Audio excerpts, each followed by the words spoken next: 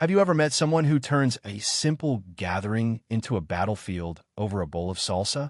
It was supposed to be a perfect summer evening. The backyard of Maria's house glowed with string lights, laughter, and the smoky aroma of grilled carne asada. Friends gathered around a long wooden table, swapping stories and scooping salsa with tortilla chips. Maria, the host, had spent hours perfecting her family's secret salsa recipe, bright, tangy, with just enough heat to spark the tongue without overpowering. Everyone loved it. Everyone, that is, except Karen. Karen, a new neighbor who'd been invited out of courtesy, sat at the table's end, her lips pursed in disapproval. She dipped a chip, tasted it, and scoffed loudly. "This salsa is too mild," she declared, her voice cutting through the chatter like a knife. Heads turned. Maria froze, her smile faltering. Karen didn't stop. "I mean, who serves salsa with no kick? It's practically tomato soup. My cousin in Texas makes real salsa spicy enough to make you cry. This is an insult." The table fell silent. Maria's cheeks flushed, but she forced a laugh, trying to keep the peace. "Well, Karen, I can grab some hot sauce if you'd like," she offered. Karen waved her hand dismissively. No, it's fine. I just expected better for a barbecue." The air grew heavy. Friends exchanged glances, their irritation simmering. Maria's brother, Diego, clenched his jaw but said nothing. What Karen didn't know was that her words had lit a fuse. Diego, a quiet but mischievous type, slipped into the kitchen with a glint in his eye. He wasn't about to let Karen's snobbery ruin his sister's night. In a cabinet, he found Maria's stash of dried ghost pepper's fiery little demons she reserved for her most daring recipes. With a grin, Diego ground a handful into a fresh batch of salsa, blending it until it looked innocent enough. He whispered his plan to a few friends, who stifled laughter and grabbed their phones. This was going to be good. Back at the table, Diego set the new bowl in front of Karen with a casual, "Try this one. It's got a bit more kick." Karen raised an eyebrow, clearly pleased to be the center of attention. "Finally, something worth eating," she said, scooping a generous portion onto a chip. The group watched, barely breathing, as she popped it into her mouth. For a split second, nothing happened. Then Karen's eyes widened. Her face turned crimson. She coughed, gasped, and clutched her throat, tears streaming down her cheeks. "What is this?" she shrieked, knocking over her drink.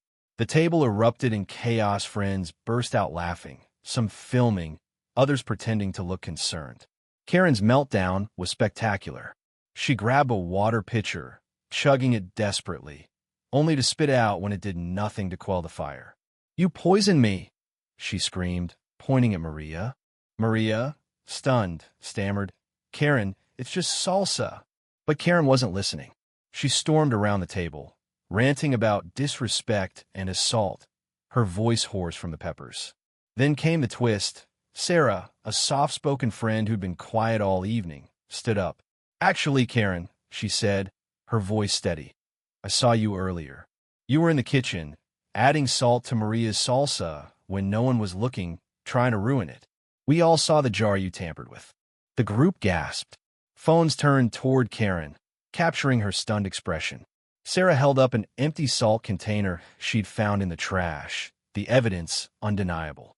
Karen's sabotage had been caught, and now her complaints about the mild salsa looked like a calculated move to embarrass Maria. The mood shifted from amusement to outrage. Karen, still coughing, tried to deflect. "That's ridiculous. I was just helping." But no one bought it. The confrontation escalated fast. Maria, usually gentle, stepped forward, her voice trembling with anger. "You insulted my food, my home, and now we know you try to ruin it first? Why, Karen? What did I ever do to you?" Karen's eyes darted, searching for an ally, but found none. The friends who'd been filming now lowered their phones, their laughter replaced by disgust. Diego crossed his arms, his prank suddenly feeling like justice. "You want a spice? You got it. But you don't get to ruin my sister's night and play the victim." Karen's bravado crumbled. She grabbed her purse, muttering about calling her lawyer, but her exit was less than graceful. In her haste, she tripped over a chair, sending a tray of chips crashing to the ground. The group didn't help her up. As a sender car, still coughing, and stumbled away, the crowd jeering. As the dust settled, Maria sat down, her hands shaking. Diego put an arm around her. You worked hard on that salsa. I'm sorry it got ruined. The group began to clean up, but the mood was different now. Sarah spoke up again, her voice soft but firm. Karen, you owe Maria an apology. And maybe think twice before you try to ruin someone's pride. The barbecue carried on without Karen, but the story didn't end there. Days later, a video of her meltdown went viral on social media, posted by one of the friends. The internet had a field day, memeing her red-faced rant into oblivion. Karen's reputation took a hit. She stopped getting invites to neighborhood events. But the real change came quietly. Maria found a note slipped under her door, written in Karen's neat handwriting. I'm sorry. I was wrong. Can we start over? Maria read it, then tossed it in the trash. But at the next barbecue, she made a new batch of salsa mild just the way she liked it.